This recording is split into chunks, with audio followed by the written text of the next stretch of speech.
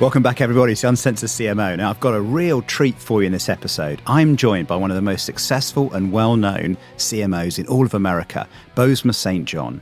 She has run some of the biggest brands in the world. I'm talking about the likes of Apple, Uber, Netflix. Now, not just that, she's also written a fabulous book called This Urgent Life, covering not just her professional life, but her personal life too. It's very emotional, very well worth reading. This is a brilliant conversation. Boz is the epitome of uncensored. We get into some great conversations and she does not hold back. I know you'll love this episode. Here it is.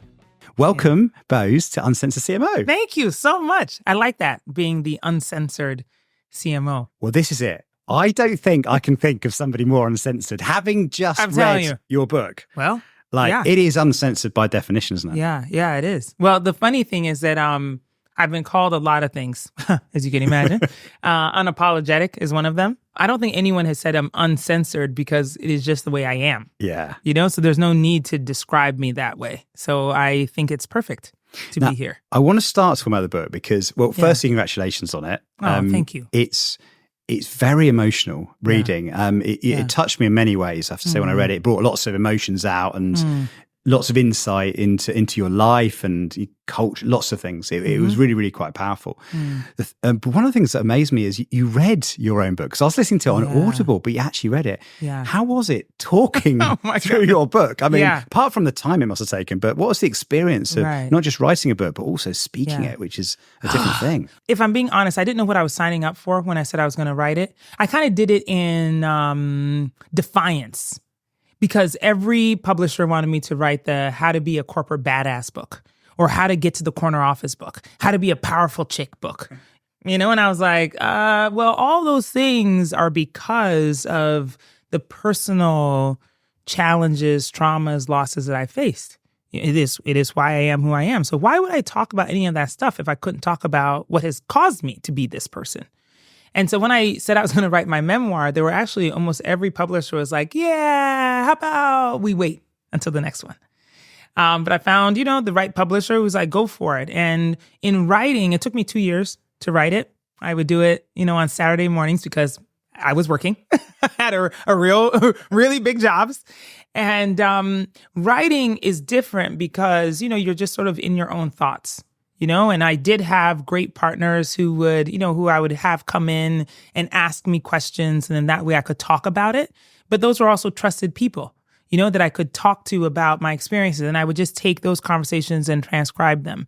And then, add some more color. Or my editor would say, describe what the room was like, or tell us what the nurse was wearing, or, any number of things to help jog memory. It was very, very different to then read the words aloud back. Even in edits, when my editor was like, can you relook at this chapter and add something, or would ask me for some more color, it was rare that I go back and read it. I would just say, okay, where did you want the color? Because I'll just go right to that very sentence and then write the color in there, It was very, very difficult. And so reading it was like reliving it, whereas writing it wasn't necessarily reliving it. And that's how it felt listening as well. And I mean, honestly, I was on the edge of tears, like just listening to you. Honestly, it was incredible.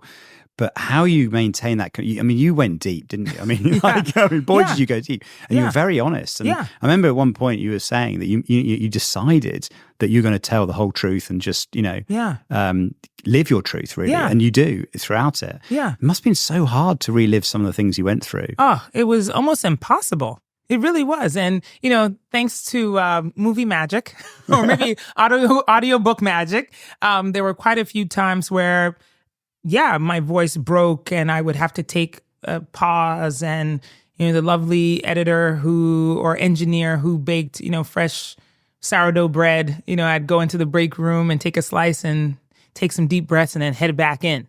Or some days I'd be like, you know what, that's all I got today. Can't do it anymore, and that'd be it. But it was a really grueling process. I didn't know that a lot of authors don't read their own. Because I didn't. That's a naivete of it all. You know, I didn't know that. Maybe I would have made a different choice. I was really surprised because I've listened to a few audiobooks and I think Matthew McConaughey's, I think he reads his Green Lights, but most of them are not read. Yeah. And I was like, oh my God, she's talking about such personal things here. Oh my God. Yeah. And incredible. What's the reaction been to the book since it launched? That's actually the wildest thing to me is the reaction to the book. I think going into it, I thought that people would be interested by my story and then want to hear more about that, right? So again, the question of like, how did she get to what she's doing, or how did she reach these heights? And people would be interested to know that. What has been shocking to me are even reactions like yours, where you're like, oh, it brought me to tears, or I connected with this part. Because I'm like, how? How did you connect with that? You know, we don't live the same life. We're not the same. If we wrote down all the things about ourselves, we'd probably be so opposite. People would be like, oh, these two, there's nothing that they have in common, you know? Yeah. And so that has been the most surprising to me.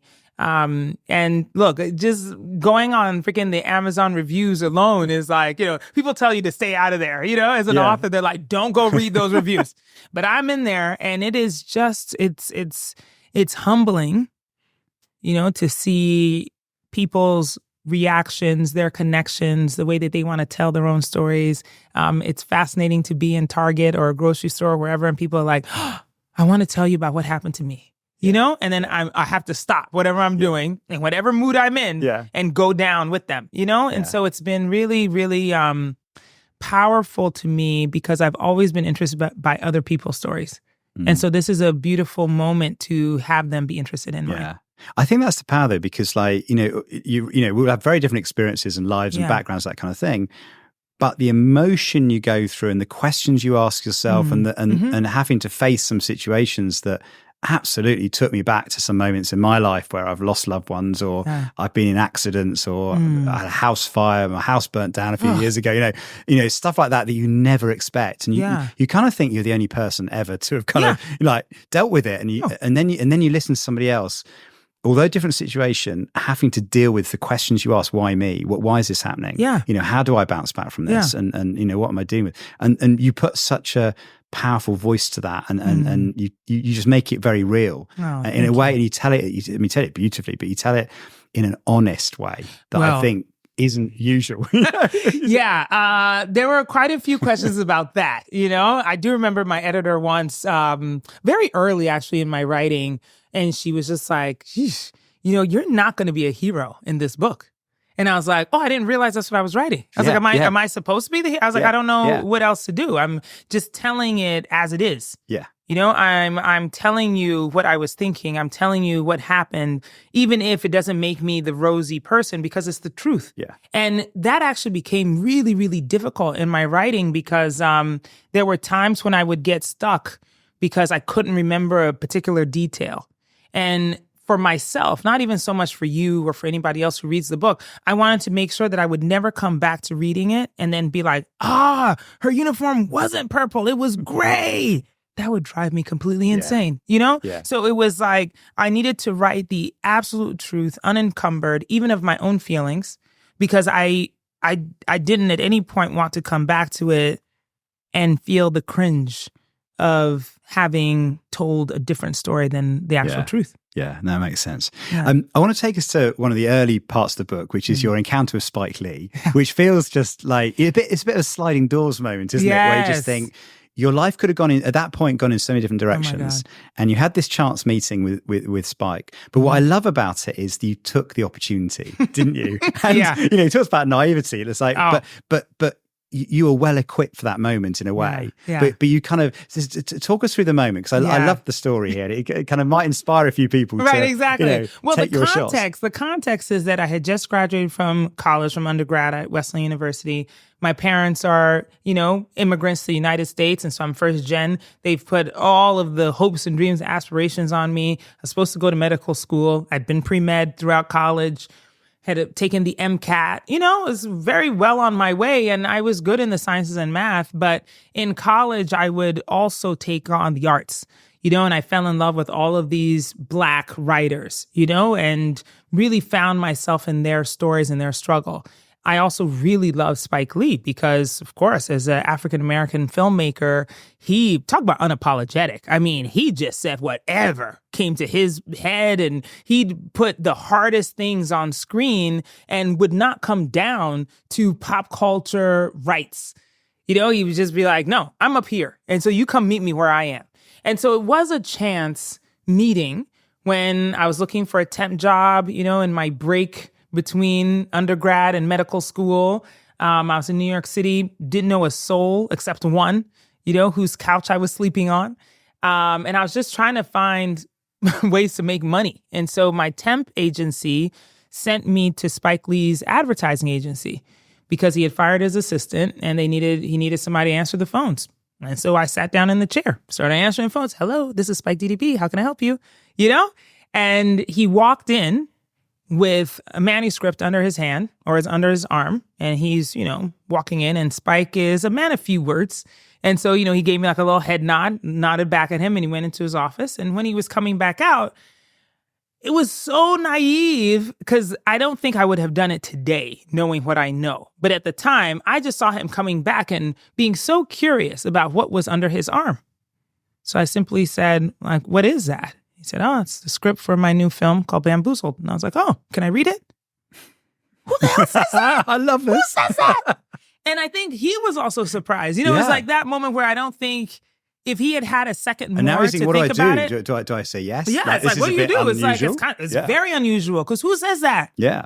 And he was like, sure. And so he gave it to me. He just like literally took it from under his arm and he handed it to me and he was like, give it back to me in 3 days. I think it was like, it was at the end of the week. So I know I had the weekend to read it. And I went back to my very dingy little apartment in Jersey City, New Jersey, across the bridge in the tunnel from New York City.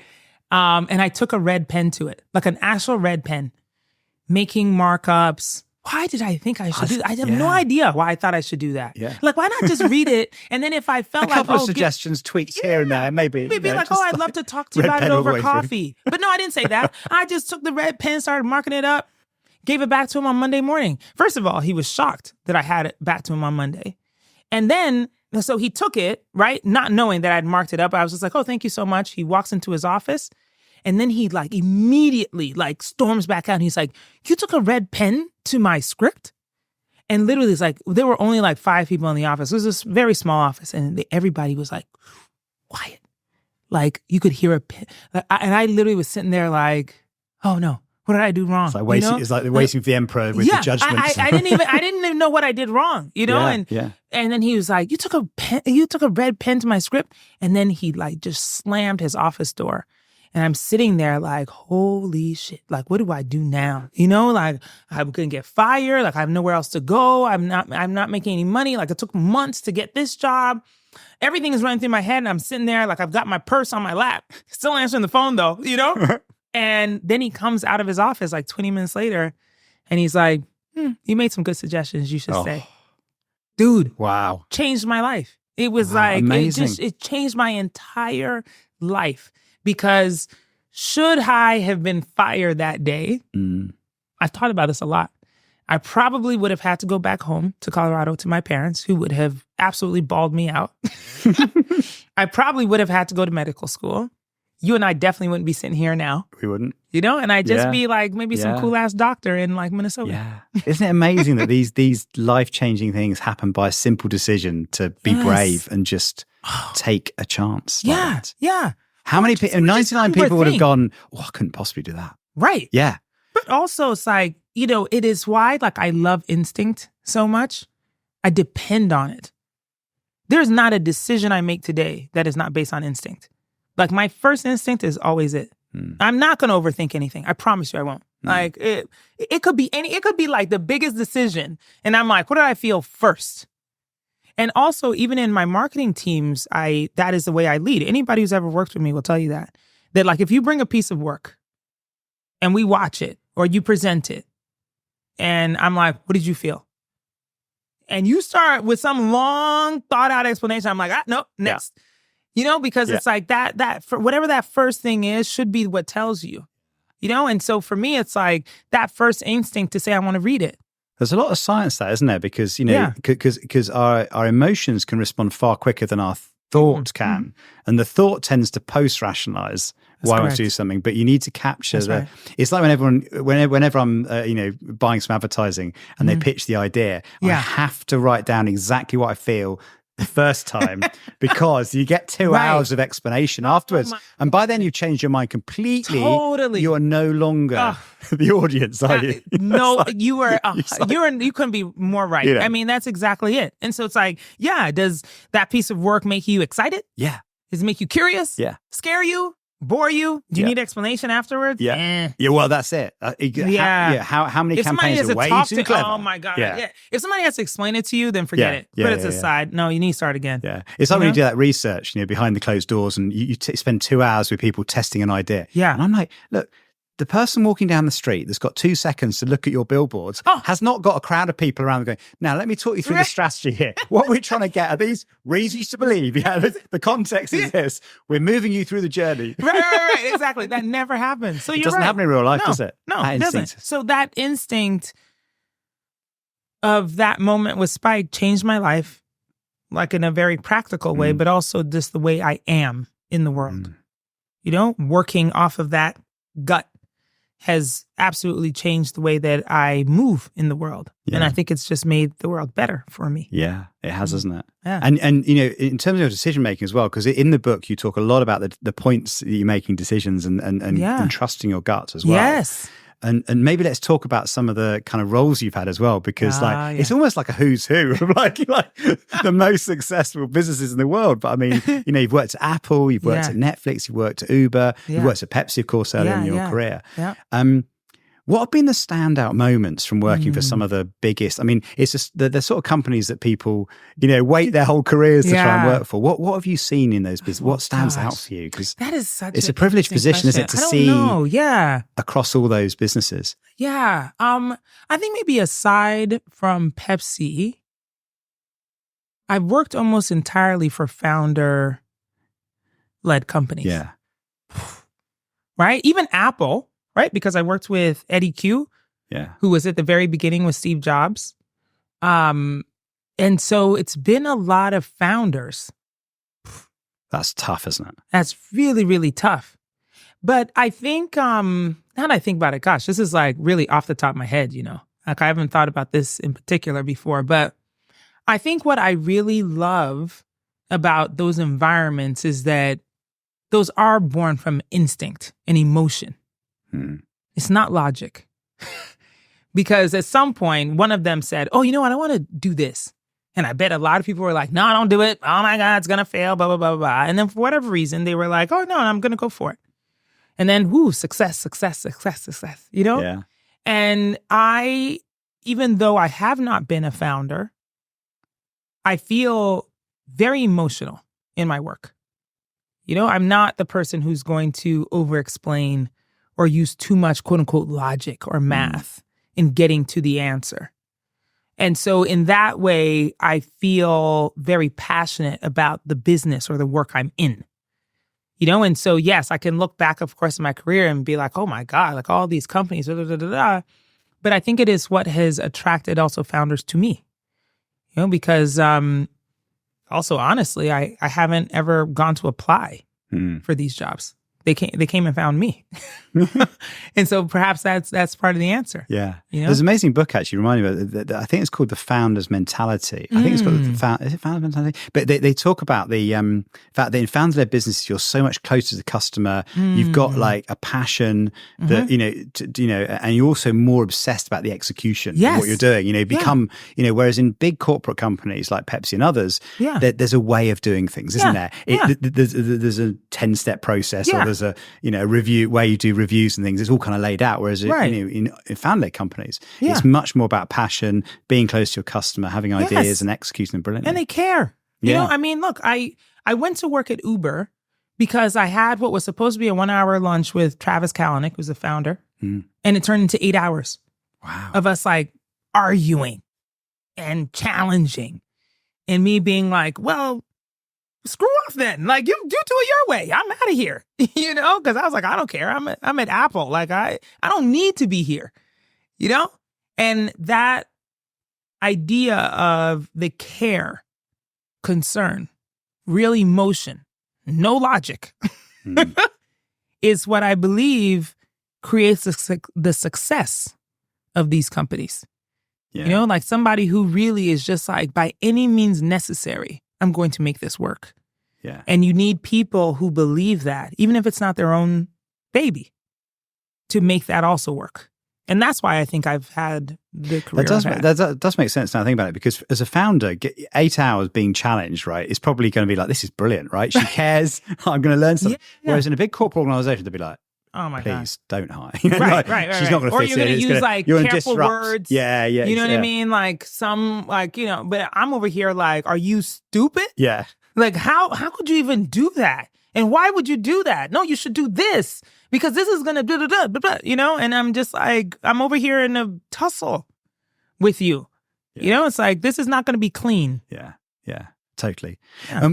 You've led some big teams, you know, managing some big brands. What's the secret to leadership? Because I know I was listening to you talk about kind of, you know, talent versus leadership, and it's you can be very good at something. Yeah. It's not the same thing as being as leading others. Yeah. They're very different things. And I often joke that the CMO is rarely like the best marketer, and the best marketer is rarely the CMO, right. You know, because there are certain skills you need, don't you, to lead that don't exist. Oh, that is a really hard question. Because it's something I wrestle with a lot. Because, you know, I can often know the answer, but helping lead others can be quite a challenge, can't it? You know, I think if I think back on it, the thing that I love most is actually what has helped me lead teams is that I actually really love the work.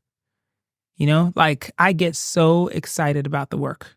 So I can call up a dozen Black people who've worked for me who have been like extra charged up in the meeting they had with me to present, you know, versus going into the meeting and having to defend and then coming out dejected. You know, it's like, if I make you feel dejected, it's because the idea wasn't good. Yeah. And look, I'm going to be straight up about it. I'm going to be like, this is a load of shit. You know that. Like, I don't even know why you brought that in here. You know? And so at least you know you're getting the truth. You know, I'm not going to like slice and be like, well, what if you just made that green? Yeah. You know, I'm just like, this is terrible. Get this out of here. You know what I mean?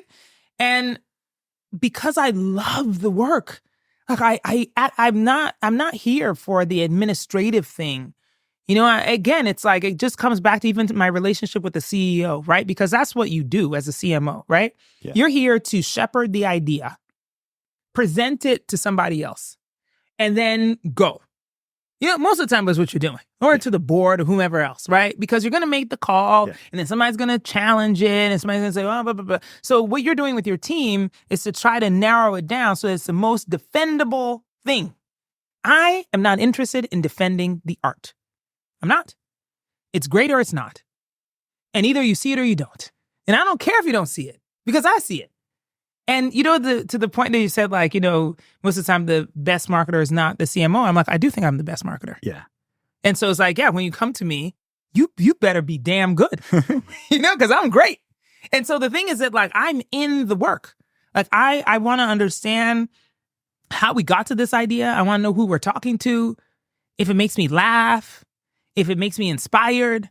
And if it doesn't do any of those things, you know? And so I think leadership, for me anyway, has been about getting into the work.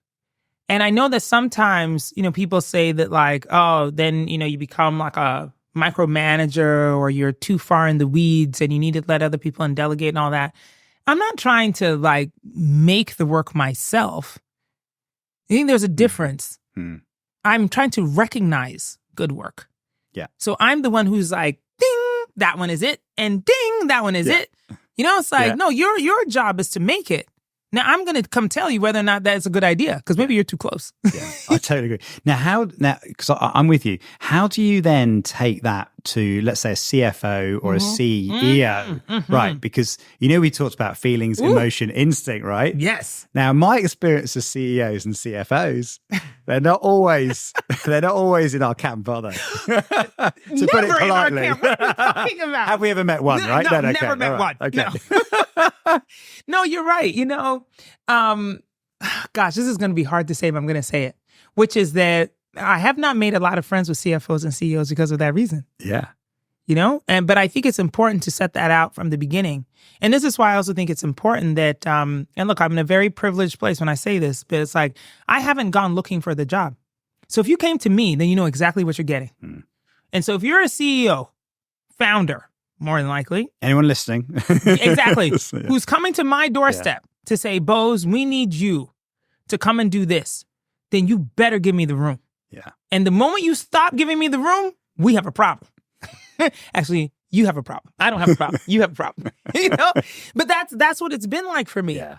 Which is just like, look, I'm the one who's here to crown the idea, the one that's going to take us forward. And look, they won't always win. I can admit that. So there have been many CFOs who've been like, told you spent way too much money on this, and it tanked. Yeah. And I'm like, yeah, I know. Let me get another go. And it's been tough. I'm not saying that it's an easy thing. I'm not saying that it's like always the most comfortable. But again, even back to your question about leadership, but that's what we're meant to do. Yeah. As a leader, you're supposed to take the hits. And so it's like, look, if the idea wasn't good that I said was good and it fails or bombs or wasted money, it's like I should take the hit, not the team. And that is, I think, where separates great leaders. Yeah. Oftentimes you want to move aside and be like, it was him. Yeah. That's also the difference between, isn't it, corporate life and founder life, right? Because it's like Game of Thrones in corporate life, isn't it? Like how fast can I throw someone else under the bus? I remember like the day before I got fired, right? I was doing quarterly presentations to the board. Yeah. And the sales director whispered in my ear, he said, John, this is Game of Thrones and you've just thrown yourself behind the wrong house. Like this, he whispered to me quietly. And I was like, shit. Oh my God. I was like, I didn't even know this was the game. I didn't even know. No one told me. I didn't know where the houses were. I didn't get a brief, right? But it's like there's a game, and there's what everyone says, and then there's this other game that gets played about who's going to align with who and who's going to create alliances with who. Yeah. In founder companies, it's not like that. It's like, is it good? Is it going to work? Yeah. Did it hit? Yeah. And then, but like, this is the hardest part, is that it's nonlinear. Right? Yes. And so that is also, a lot of conversations, relationships are also based on this understanding, right? It's like, and this is why I'm just like, oh my God, it is never in the moment where you're trying to figure out whether something worked or didn't work. It's the understanding that like, hey, look, I'm going to win some. I'm going to lose some. Some of it is going to happen immediately. Some of it's going to happen in the long run. You've got to give me the room. Yeah. And if you don't trust me, then I shouldn't be here. Yeah. I totally agree. And understanding that, and that, therefore, when you start to ask me, and I'm talking like, because I'm talking to CEO right now, you start to ask me these questions about the decisions I made. Now, we do have a problem. We do. Because it's like, no, I'm here to do this work for the long run, to get you long-term results. Now, if we decided that we needed a quick hit, that's a different strategy. I could do that too. But like, let's make the decision, and then you got to trust me to deliver. Yeah. And if you don't trust me, then I don't need to be here. Yeah. I've walked out many a room You've for got that. to set that up at the beginning, haven't you? I know. Oh, yeah. But I had this situation where we had a massive brand turnaround, down 20%. Everyone was panicking, and everyone was saying to me, you must be worried, John. I said, I'm not worried today. Yeah. Call me in 6 months. If we haven't turned this thing around, you can fire me then. You can't fire me now, right? Because exactly. It took me 6 months just to get everything together and, rebrief the campaign, get it all out there and turn it around. Yeah. Or, but to your point, it's like sometimes you do need to understand it from the beginning. Maybe I don't have 6 months. Yeah. Maybe I have a month. What do I need to do in a month? Is there like a blip that I need to get? And then guess what? I'm going to get a sugar high. I'm going to do that because I can. Yeah. Are we talking about long-term health, or are we talking about that's like little adrenaline? Because I can do the little adrenaline. But if you want long-term health, that's a different strategy. So again, it's just like understanding. And the better you are at communicating that, the better and more successful you'll be as a leader, for sure. Now, I love your hire Boz, get Boz kind of thing, because like, you've built an awesome reputation. Have you always had that confidence to have that swagger, or has that grown with you through your career as you've built your reputation? Or is that something that's innate to you? I'm just trying to understand you as the person. Is that like, were you bossing it at school? Like, exactly. I mean, you know what I think? I think it's a combination of nature and nurture, I have an uncle who cannot believe I'm in this job. Really? Oh, yeah. He's like, that little quiet mouse? Like, how does she even, But the truth of the matter of it is that I also learned it because I was knocked down so much. You know, it's like talking about reviews. It's like, look, I had that one review, the one that like made me throw in the towel. You know, the one that made me say, okay, I'll just lay down the sword because it's not worth fighting for. You know, the one where they were like, hey, you're not doing enough. You're not even special. So, you know, and I was like, oh, shit. Okay, well, I guess I'm never going to make it to the corner office, so I might as well do whatever the hell I want to do. You know, like I think maybe other people go home and cry. Well, that's it, isn't it, with those? Because they're another sliding doors moment. What do you do with that moment? What do you do with that feedback? Oh, man. It can eat you. See, that's the or thing. It can make you. But that's why I feel like that's part of the nature part, is that like, instead of being like, oh no, woe is me, I just said, well, fuck it. Yeah. You know, like, you don't like me anyway. So I might as well just do what I want to do. And I mean, I was literal. Like, it was like from my outfit to what I said in meetings. Like, I was just like, well, fuck it. Like, what are you going to do to me? You're never going to promote me. I did the biggest thing in the world and you said I didn't do enough. So I might as well wear this leather to the office. I might as well like give you my real opinion in the meeting. And then, oh my God, lo and behold, that shit worked. Yeah. You could still knock me over with a feather. Like, I still sometimes turn around and I'm just like, I cannot believe they go for this. You know what I mean? Because it was like, I just stopped really caring because I recognized that all the effort, oh my God, the effort I put into trying to make people like me, trying to make people see the world the way I see it, trying to validate myself in rooms that were just not built for me was exhausting. Mm. And then when I was knocked down for it and people were like, yeah, actually, you're right. We actually don't care. And then I just was like, okay, well then this is a whole ruse anyway. This was like not set up for me anyway. So then it actually gave me more freedom because I was like, oh, okay, I get it. I'm not supposed to win. Oh, all right. Man, you should have told me that from the beginning. It's the game. The rules of the game, right? No one tells you this. No. But, you know, because I could see my other colleagues, you know, the nice white guys that they really liked, they were stressed out, trying to compete with each other to get to the corner. And when I found out that I was no longer in the competition, I was like, oh, fantastic. Let me take off this hat anyway. Whew, God, what a relief. But I do wonder how many businesses have been built off the back of those kind of realizations, you know? Because you do wonder whether you'd be in the position you are today, in a sense, had those experiences not happened. No, you're otherwise right. You'd be just knocking up the career ladder in the right time that everyone expects you to, ticking the box in the development program. Yeah. Well, it's why I get so frustrated sometimes when I'm in these conversations with quote unquote mentees, right? Yeah. Who are simply trying to play the game. Yeah. They're like, oh, but I don't want to say that in the meeting, or, you know, who should I network with, or what conversation? And I was just like, yo, I don't even do those coffees. Yeah. Like, are you kidding me? I'm not wasting my time trying to suck up to that person. Yeah. No, I'm just going to go do the work. And when I get in the meeting, I'm just going to say whatever I want to say.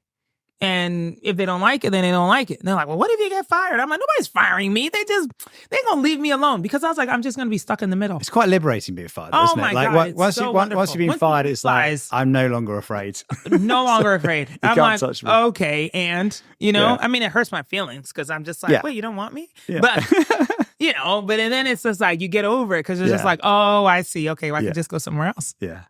Now let's talk about. As I listened to your book, there was one phrase that really stood out to me when talking about this kind of thing, which is "the dawn always comes." Talk me about the moment where that became real for you, because I think so many people resonate with that emotion. Well, you know, I think that in life, when we think about losses, I don't know that it's necessarily the immediate loss that you're so afraid of. It's the next day. It's the day that awakens without the thing. Maybe it's the person, maybe it's the job, maybe it's the dream, whatever thing it is that you lost.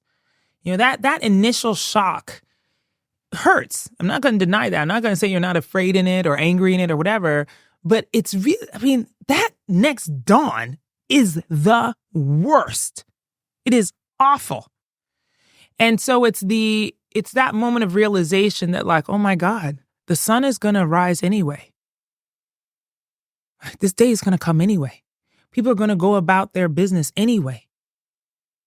And it is also a comfort because it's like, look, the worst thing can happen and the dawn is going to come. And so what are you going to do with it? It's a weird emotion, isn't it? When something really tragic happens and everyone else's life is carrying on. Oh God. And you're stuck. Oh yeah. You? It's just the strangest thing. Oh, it is. But then gradually over time, you realize that, the dawn does come. The dawn does come and it changes. Yeah. And so it's like, your dawn doesn't look the way it was before and how painful it is, but there are new things to look for. And so I'm not saying that necessarily it's like grief goes away. That particular dawn, it was after, I've had many dawns like that, but I would say that the most transformational one was after my husband died. It's just like when people stopped calling, they stopped bringing the casserole over.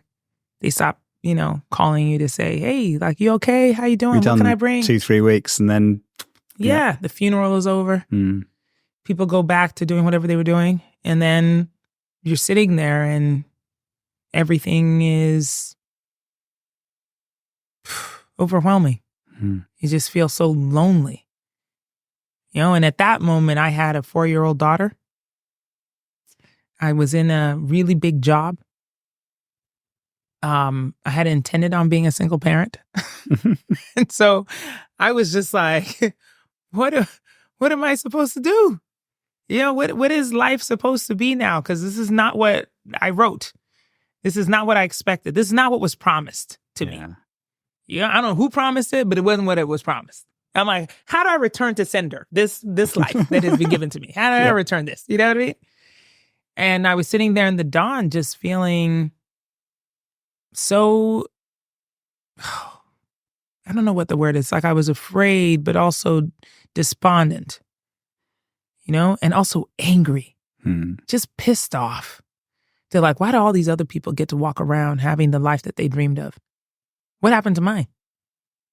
What was it like when you first sort of went back to work after that? Oh, well, that's actually, all of these things were, now, of course, I can look back and say it was such a miracle of a time. I know that's probably a weird word to use to describe like the death of my husband and going through bereavement and returning to work and all those pressures, but it was a miracle because so many things changed in my life because of that moment. It's a hard thing to actually think about. Again, like the sliding doors where it's like, what would my life be like right now if he hadn't died? That's very deep thing about, isn't it? What would it be? It wouldn't be this, I promise you. Yeah. I wouldn't have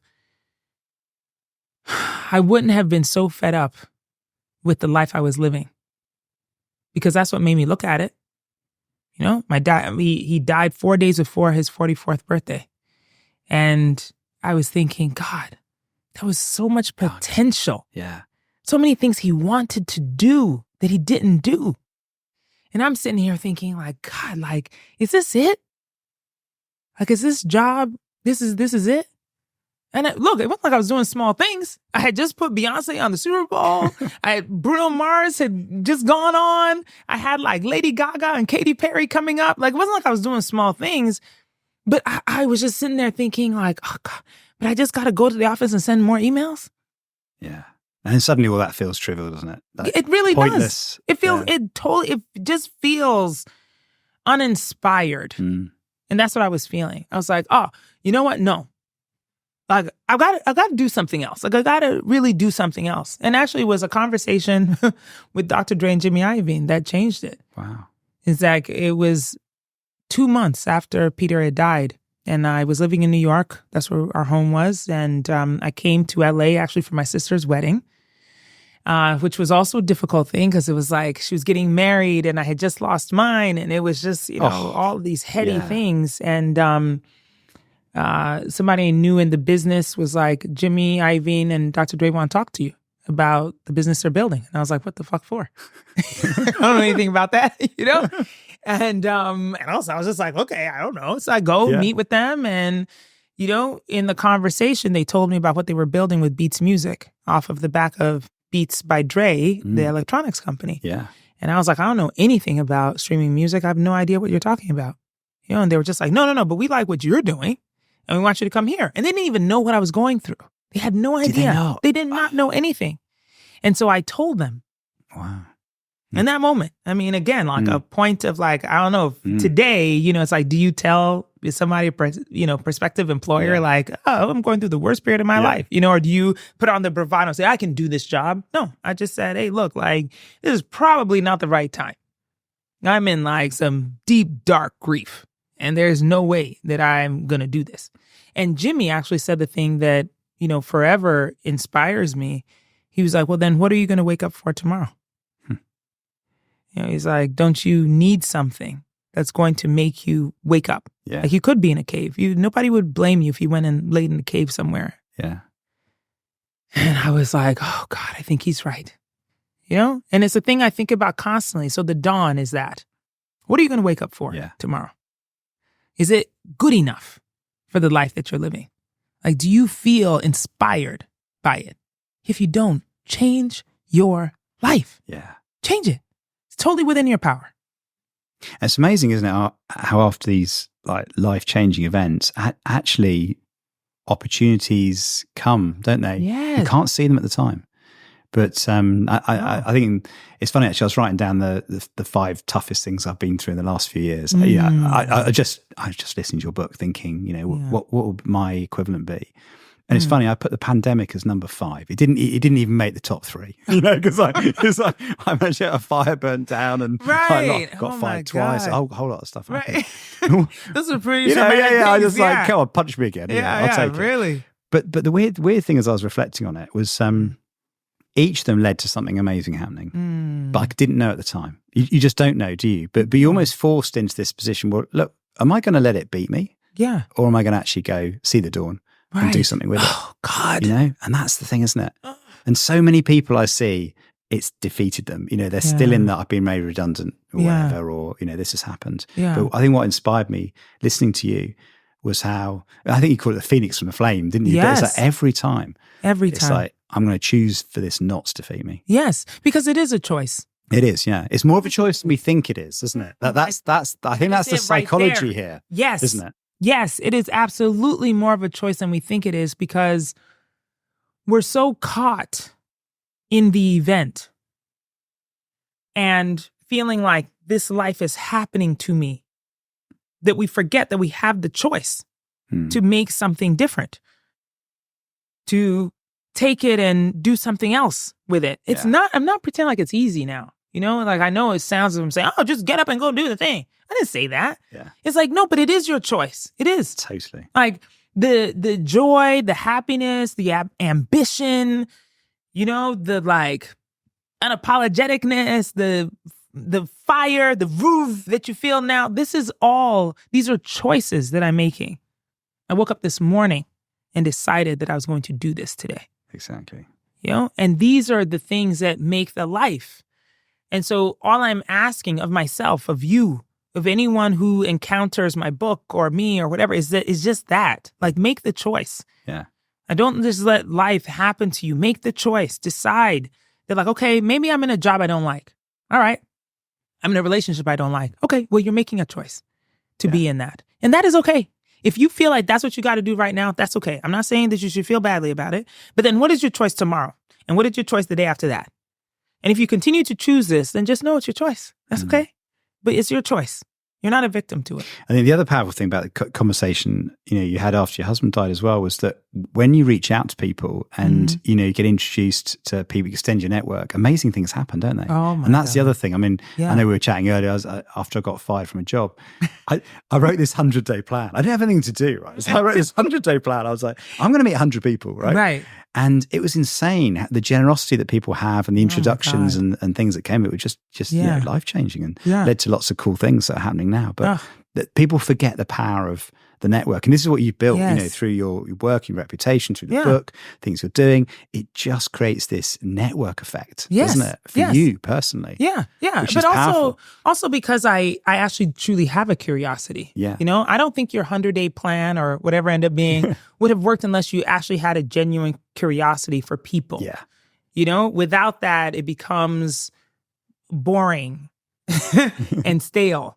And I don't think people realize that other people can feel that. Yeah. You know, it's like I'm in this conversation with you and I hope you can feel my passion because I'm actually passionate about being here. Yeah. I'm passionate about having this conversation with you. Yeah. I'm enjoying it. You can't go 30 seconds with you without getting that passion off, just to clarify. Oh, no. I don't always go in places I don't want to be. You know what I mean? I'm like, so that, but to your point, it's like, look, I think you decided on your 100-day plan because you're like, oh, I don't have anything else. I must do something. That was a choice that you made. Yeah. And then you went and did those things because you actually enjoy people. You enjoy meeting them.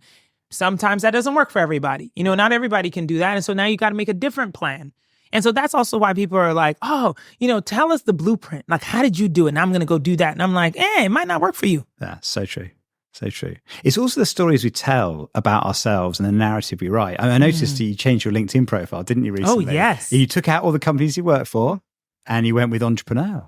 So tell me what was behind that, because I love that. It got an amazing response. Yes. Well, you know what's so funny is that, gosh, this is a really tough one to also tell, but I would say like my last, I'll say maybe 4 corporate jobs, I got really tough feedback that it's like, hey, look, like you are not bigger than the company. You know, like you're in the company. You are Bose who works at fill in the blank. You're not just Bose.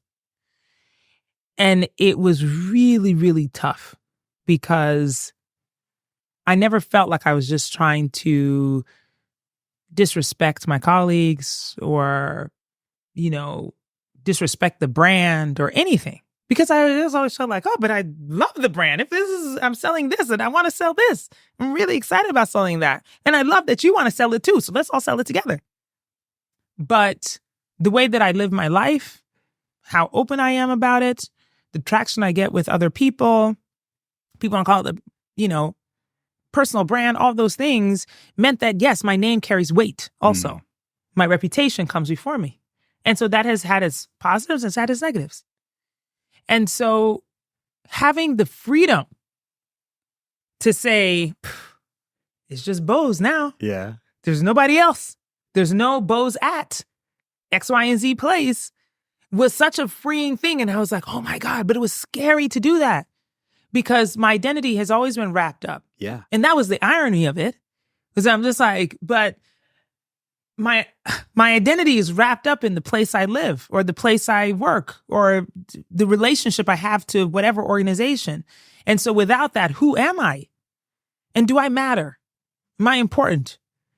Do I still get invited to the parties? It's like all of those things. And so it was a very scary thing to do. And then on top of that, it wasn't like, oh, I'm the CEO of name the company I created. It's just like, no, just entrepreneur. Yeah. I don't even know what that means. I'm not quite sure what I've created, but okay, fine. But you're right, because so many people chase the name above the door, don't they? Yes. I work at Nike, I work at Apple, that's their identity. Yeah. Yeah. But if you don't have that, and if you've never, I hate to say it this way, because I know ex-colleagues will probably be chomping at this, but if you've never cared. Yeah. And it's not because I didn't care about the company or I didn't care about the work, but you could fill in anything. Burlap sack. And if I want to market that burlap sack, I'm going to be as passionate about it. I promise you. And so that's what people felt from me. Not so much that like I didn't care if it was Apple or Pepsi or whatever. It's just that like, I don't know, it could have been anything. But I'm here to do the work. And I'm here excited about the work. So what's the potential now for Bose? I'm dying to find out. I know, exactly, right? Brand Bose. What's this chapter going to be? Well, but that's what's actually so fun about this chapter. It's like, yes, of course I could be really scared because look, I mean, I might as well say it. It's like, look, I'm in the Hall of Fame. Yeah. It's like, what do you really do? Yeah. As a marketer after that? Yeah. It's like, do you go back into the game? That kind of sounds silly. It's not going to match it, is it? That's the thing. And then it's like, what other companies? Like, where else do I want to be? And do I want to start my own thing? Do I want to consult? It's like, do I want to like go in and be, what do they call it? Fractional CMO? That's right. Yeah. No, people have been telling me that for the last couple of months. I'm just like, what is that? I'm not doing that either, But the thing is that like, I very much like how I feel about the world anyway and about my experiences. Because look, I could not have predicted this. Could not. 20 years ago, when I was with Spike, you couldn't have said like, oh, what is your career going to look like? And I would have ever said this to you. I already told you. Like, in the middle of it, I was just like, oh, great. I'm just going to stay right here in the middle. Very comfortable place to be. And I'll never get to the corner office or whatever. And so I could not have predicted this career, but it has been part of the instinct, part of my gut that has told me to go to this place or that place or that place. By the way, any of those moves, and I know this is going to sound insane, but I promise you, none of those moves were ever celebrated by anybody. Not one. Really? No. When I was leaving Pepsi to go to Beats, people were like, oh, how could you? You just lost your husband. You need stability. You need to be around colleagues you've been around. Because I'd been at Pepsi for 10 years. I don't think people realize that. I was there for a decade.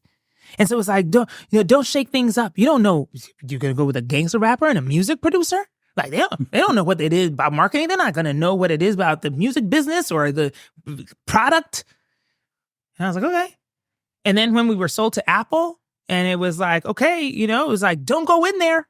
Because that's a big, heavy monster. They won't understand you. You're going to get it with all those tech bros in Silicon Valley. That's not the place for a nice black girl. Okay, well, I'm going to go anyway. And then it was like, I left Apple to go to Uber. And people were like, don't go to Uber. That's a hell of a company. Don't you see it's going down, it's tanking. Travis Kalanick getting killed out there. And I'm like, yeah, but I kind of like him. Okay, well, I guess I'll go over there. And then it's like I was at Uber, and it's like shit was going wild, and we're gonna IPO at any moment. Platforms, you avoid. I'm that telling one. You, we were like, Then Ari Emanuel was like, come to Endeavor. He's making what was like a agency of like actors into like a monster, with like acquiring all these other. He acquired the UFC, and people are like, he's just an agent. He doesn't know what he's doing. Don't leave Uber because it's going to IPO. You're going to miss all that money. But I was like, I'm going to go over to Endeavor. And then I was at Endeavor, and then the pandemic hit. And Netflix called. People are like, don't go there. Because it's the middle of the pandemic. You don't know what's going to happen. It's a bubble. All these people are flocking to this streaming service. But what's going to happen when they all leave? And the pandemic is over. It's going to be over in 3 months. Yeah. So don't go. And I went anyway. So now I sit here, and I got a lot of people who are like, oh, don't do this. Don't do that. Oh my God, do this. Oh my God, do that. And so the work that I'm doing right now is actually to be quiet, to listen to myself, to be very intentional about what it is that I want to do. I have followed my own advice my entire career. It has not yet failed me. And so now it's still the work of trying to be solid. Well, it brings us back to where we started, isn't it? Is that voice, the instinct. Yes. What's in here. That's right. Everyone else is overthinking it for you. Oh my God. The reason, the logic, the data, all those Oh my God. Everyone. Oh my God. It's like, the funny thing is like, even going back to the personal brand, right? Like people will say things like, oh, now that you have that job, you shouldn't do da-da-da. Oh, you shouldn't wear that. Oh, you shouldn't say that. Oh, don't give your political opinion. And I'm like, when the hell did I ever listen to any of y'all? Never. Why would they start now? Yeah, exactly. But, it's surprising what more people bows. do. Oh, my More God, bows, exactly. not less bows. Well, it's like, I also recognize that most of the time people aren't advising you because they hate you. They're advising you because they love you. Yeah. And they want to protect you. Yeah. But exactly. Screw their Now, I advice. have a feeling we could carry on for quite some time, but I probably have to let you go at some point. but I will say, fun. everyone should get a copy of the book, Thank you. and be ready, be prepared. It's an emotional roller coaster, but thank you for writing it and being so honest as well. And I know it'll impact lots of people. I appreciate that thank very you. much. Thank you for being honest as well about your career Yes. and what you've learned in it and what comes next, right? Oh, this is I know. cool. Maybe I'll come back. Yes, we want an update. We'll have a studio by then. Exactly. Oh, I love that. Yes, exactly. We'll be upgrading. I'll try and match the studio then too. If you wouldn't mind. Bose, thank you so much. It's been amazing. I appreciate it. What fun. Thank you for listening and watching The Uncensored CMO. I hope you enjoyed my conversation with Bose. I certainly thoroughly enjoyed recording it. Now, if you never want to miss an episode again, please do hit subscribe wherever you get your podcasts from. And if you'd like to follow me, I'm over on LinkedIn at John Evans, or find me on Twitter at UncensoredCMO. Thanks again, and I'll see you next time.